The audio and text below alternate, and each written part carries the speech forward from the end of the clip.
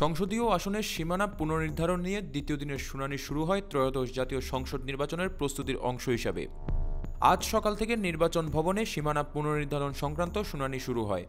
এতে প্রধান নির্বাচন কমিশনার এম নাসির উদ্দিন এবং অন্যান্য নির্বাচন কমিশনাররা উপস্থিত ছিলেন।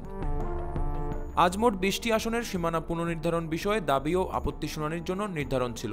দুপুর পর্যন্ত সাতক্ষীরা, যশোর ও বাগেরহাটের ৭টি আসনের খসড়া সীমানা নিয়ে শুনানি অনুষ্ঠিত হয়। খসড়া সীমানা গেজেটের পক্ষে ও বিপক্ষে শুনানি শেষে আপিলকারীরা সাংবাদিকদের সামনে নিজেদের অবস্থান তুলে ধরেন। এ সময় পার্বত্য চট্টগ্রামের আপিলকারীরা বলেন, গত ৫৩ বছরে সবচেয়ে বেশি বৈষম্যের শিকার হয়েছে পার্বত্য চট্টগ্রামের জনগণ। জুলাই অভ্যুত্থানের পর নতুন বাংলাদেশ গঠনের উদ্যোগ চললেও এই অঞ্চলের মানুষের প্রতি বৈষম্য আরও প্রকট হয়ে উঠছে বলে অভিযোগ উঠেছে। আপনারা ইতিমধ্যে জেনে থাকবেন, আমাদের পার্বত্য চট্টগ্রাম বাংলাদেশের ১/১০ অংশ, সেখানে ১৩টা জাতিসত্তার বসবাস। এত বিচিত্র একটা অঞ্চলকে গত ৫৩ বছর ধরে বাংলাদেশে যত বৈষম্য হয়েছে তার সিংহভাগ আমাদের পার্বত্য চট্টগ্রামে হয়ে আসছে। তো আমরা বেসিক্যালি সেই বিষয়গুলো নিয়ে আমরা আজকে আমাদের নির্বাচন কমিশনে এসেছি। তো আজকে জুলাই গণঅভ্যুত্থানের পরে যখন আমরা নতুন একটি বাংলাদেশের স্বপ্ন দেখতেছি, যখন নতুন একটি বাংলাদেশের বিনির্মাণের স্বপ্ন দেখতেছি, তখন কিন্তু পার্বত্য চট্টগ্রামের মানুষের সাথে সবচাইতে বেশি বৈষম্য হচ্ছে। আমরা আজকে নির্বাচন কমিশনে এসেছিলাম আমাদের রাজনৈতিক যে আপনার অধিকার সেটি নিশ্চিত করার জন্য।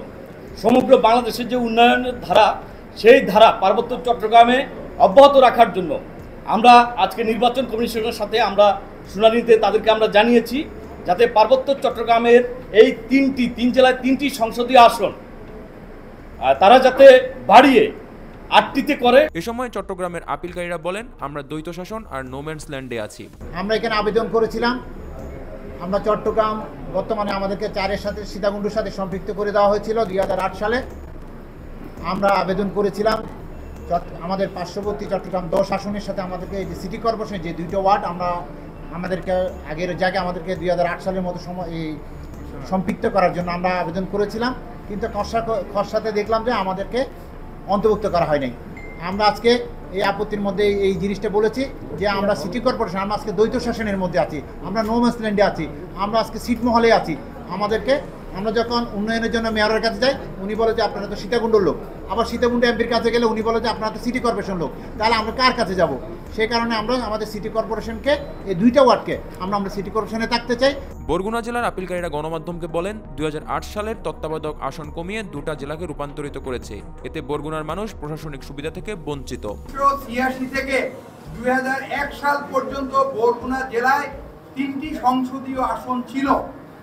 ২০০৮ সালে মঈনুদ্দিন ফখরুদ্দিনের এই স্বৈর শাসকরা ক্ষমতায় এসে আওয়ামী লীগ এই দাদা জয়লাভ করার জন্য শেখ হাসিনা 1টা আসন কমিয়ে বরগুনা জেলাকে 2টা আসনে রূপান্তরিত করেছে।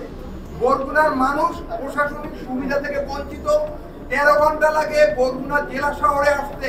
বরগুনা জেলার সাথে বড় 2টা নদী রয়েছে, ভয়াল নদী, যেগুলো বর্ষাকালে জেলা শহরের থেকে পুরোপুরি বিচ্ছিন্ন হয়ে যায়, যোগাযোগ বিচ্ছিন্ন হয়ে যায়। এ সময় লেবার পার্টির চেয়ারম্যান তার আসন সীমানার শুনানির শেষে গণমাধ্যমকে বলেন, সীমানা নির্ধারণে জটিলতার কারণে নির্বাচন যাতে ব্যাহত না হয় সেদিকে লক্ষ্য রাখতে হবে। আপনারা জানেন যে মাননীয় প্রধান উপদেষ্টা নির্বাচনের রোডম্যাপ ঘোষণা করেছেন। যারা প্রার্থী হবেন তারা প্রত্যেকটা এলাকাতে কাজ করছেন, নির্বাচন ঘনিয়ে আসছে। আমরা চাই যে এই সময়ে আমরা যেন কোনো মতো করে এই সীমানা নির্ধারণ সংক্রান্ত কোনো জটিলতার কারণে আমাদের নির্বাচন যেন কোনোভাবে আটকে না যায়। জয় চক্রবর্তী, বাংলা ফ্লো, ঢাকা।